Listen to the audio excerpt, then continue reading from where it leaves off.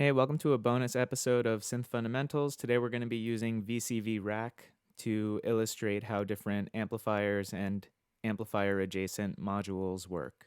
We have one VCO right now that's outputting a sine wave into this scope, so you can see the sine wave as that pink signal right there. We also have this gate, so this, whenever we're pressing a key, is on. If we let go, it's off. That's controlling this VCA, which is our final audio. That's just so you don't hear a drone throughout the entire video. Here we have an amplifier and then three kind of amplifier adjacent modules. So this is an attenuator. This is an attenuator with an offset. And then this is a function module. So you have signal A multiplied by signal B plus signal C as an offset. You'll be able to see the final output of all of these on the scope. The pink signal in the scope is just direct from the VCO, so that's just our oscillator. Any variation or transformation we'll see as a blue signal. So let's start off with the standard VCA.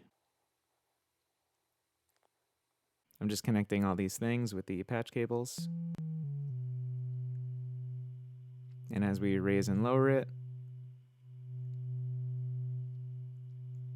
the signal changes. So notice that when it's maxed out, it matches the output of our oscillator. So this is not amplifying anything. This is just an attenuator. We attenuate the signal, it's completely gone, and then we'll bring it back. And now it's equivalent to what's leaving the VCO. Now let's move on to this attenuator. So what this does is we can attenuate just like the VCA, but now we also have inversion. So now we have the output, but with reverse polarity. This dual attenuator operates similarly. So full, attenuate, invert, attenuate, but here we have an offset. So now we can move it up or down. And notice as we move it all the way up to the top, we reach our max headroom, and we'll hear a timbral change. That's hard clipping.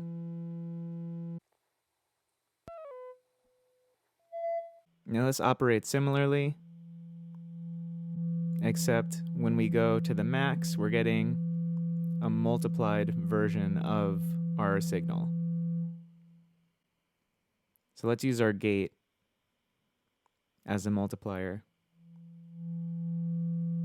And now if we keep going, we'll clip. You can hear all the harmonics in there. Now we're back to a sine, quieter sine as we attenuate. So here's our signal. We're actually amplifying beyond that. And clipping. And we can make the clipping asymmetrical by adding an offset.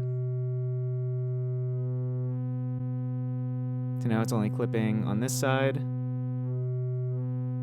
or vice versa. Here it's clipping more on this side, less on this side. So now let's try to mess with this a little bit. Let's bring in an LFO. So for anyone who doesn't have VCV rack, it's free. I highly recommend it. It's a lot of fun to experiment with. So we'll take this LFO and let's make the timing so we can actually see it. And then let's bring in this random signal generator. So this is going to output just a random signal. So we'll see that in the blue. Let's make it not smoothed. So just random voltages. Let's take that and then use it to control the speed of the LFO. So you can see as this gets higher, the LFO moves faster. The frequency increases. Let's bring this out and run it into, let's make it the offset. So now right now we have no signal going through because our gate is off. So we're not hearing anything. We don't have the sine going in this blue part of the scope. We're just seeing our offset move around. Now let's introduce the sine.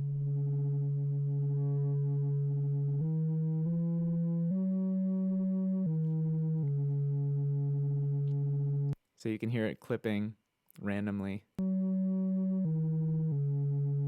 Now let's bring this up higher.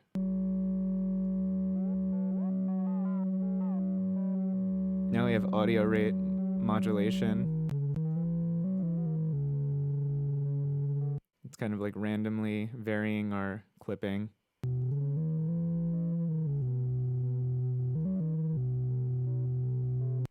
It's kind of cool. So that's just a quick demo of control voltage and amplifiers and amplifier adjacent modules. I hope it was helpful. If there's ever anything you want to see on Beyond Synth Fundamentals, let me know, and I will include it in a future episode.